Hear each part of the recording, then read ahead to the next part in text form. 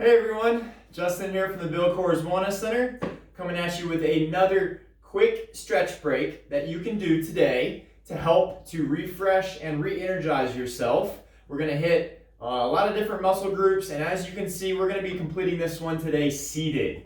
So if you've got, whether you've got an office chair, you've got a recliner, you've got a normal kitchen chair, doesn't really matter. As long as you can have your tush in a seat, you'll be able to do all of these stretches, and a few of them can even be done standing too if you want.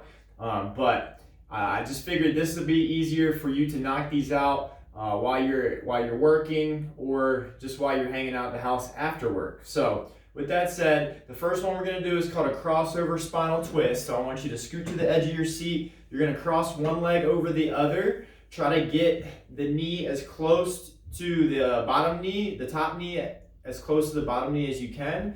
And then what we're going to do is we're going to reach across the body, pull, and then I'm going to try to get this other arm behind me as much as I can. We're going to hold here for 30 seconds. And here you should be feeling a stretch in the low back as well as the glute a bit. And you're going to be getting a lot of rotation through that mid-spine. Look behind you too to enhance that. Relax the foot.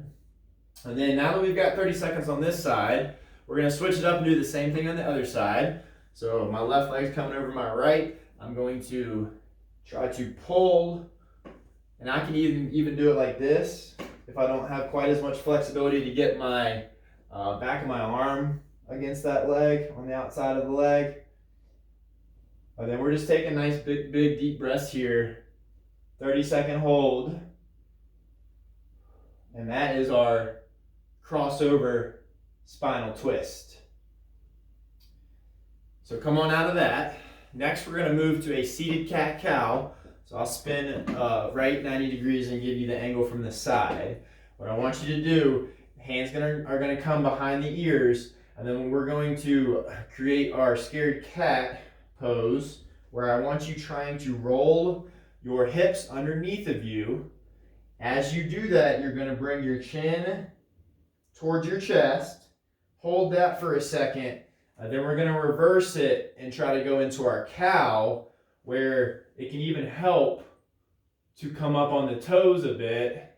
Stick that butt out as much as you can. Hold each position for a couple seconds, and we're going to flow in and out of this for 5 reps. So we're curling forward into cat, couple second hold, then we're coming into cow. Let's flow in and out of this, holding each position for about 2 seconds.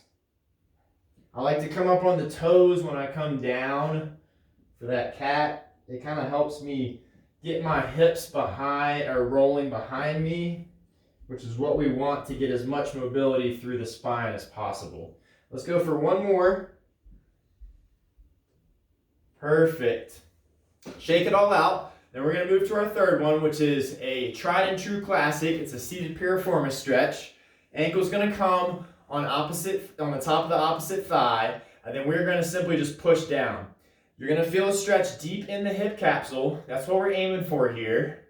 That piriformis muscle is one of those deep muscles deep in the hip that it's really hard to get to any other way besides stretching it like this. And then you can even enhance this and apply some upward pressure with one hand on the ankle as you apply downward pressure with the other hand on the knee. 30 seconds here. Now that we've got 30 seconds done on this side, let's switch it up and do the other side.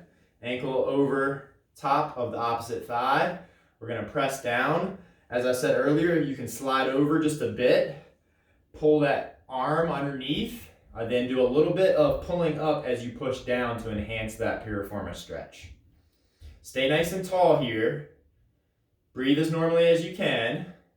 And then now that we've got 30 seconds on this side, we're going to switch to our final stretch, which is a behind the back trap stretch. So the traps are those big muscles on top, our upper traps that is, are the muscles on the upper portion of our shoulders and back, and they tend to get really tight when we hold a lot of stress. and just in general, because they're one of those muscles that help us elevate the scapula. So when we're going to reach for stuff, they get a lot of work as well. So with that said, we're going to take the hand, we're going to bring it behind the back, take the other hand, and we're going to grab the wrist.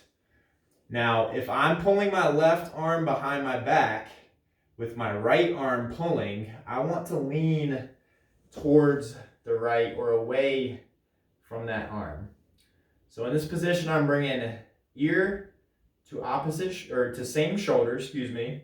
And we're gonna hold here for 30 seconds. You should be feeling a great stretch along the upper portion of that shoulder.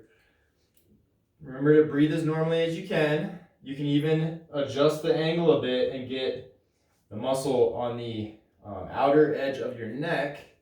So you could do like 15 seconds of the trap and then turn it a bit, looking down to get more of that neck.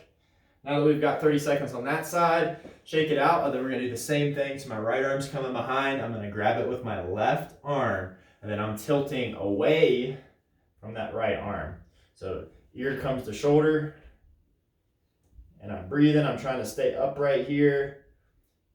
You can even get a little bit of chest and shoulder if you want to depress and retract that shoulder blade. So in other words, I'm not shrugging it, I'm bringing it down and then back. That's getting a little bit of chest and shoulder as well. So that's an option for you. And then now that we've got 30 seconds there, come on out of it, shake it all out. If you got time, go for a quick walk. That'll really help to replenish those energy levels and help you tackle whatever you have left for the day. All right, y'all, have a good one, and we'll see you next time.